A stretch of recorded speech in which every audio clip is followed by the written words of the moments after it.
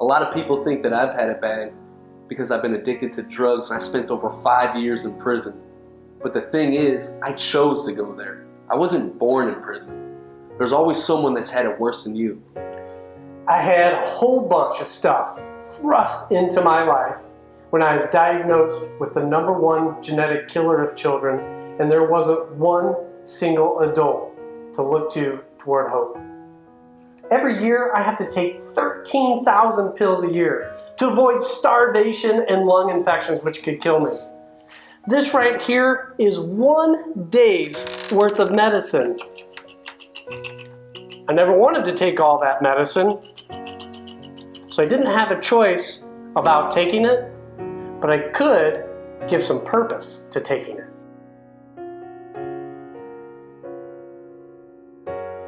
We saw how many pills I take, 13,140 pills, 36 a day, 1 every 90 minutes of my life, if we're going to get mathematical about it. That's half my routine. The other half of the routine to get my body to do what we need it to do is 500 hours of therapy. I've got to go to the back of the house, sit in a machine, and let the thing shake me. So let's take a look at what this looks like. This little machine is called a vest.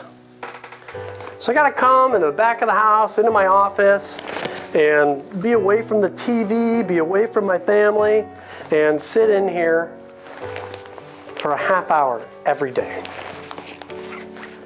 What this machine does is it clears out this extra thick mucus that's in my lungs.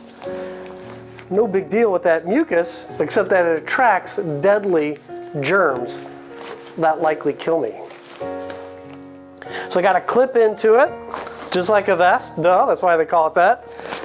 Hook up the tubes here, because this thing's going to fill up with air. When I'm finished putting the tubes in there, I just turn it on, let it fill up with air, and then the fun starts.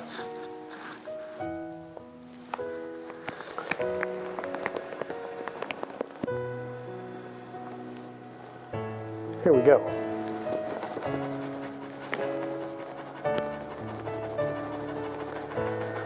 This thing's gonna get going pretty good.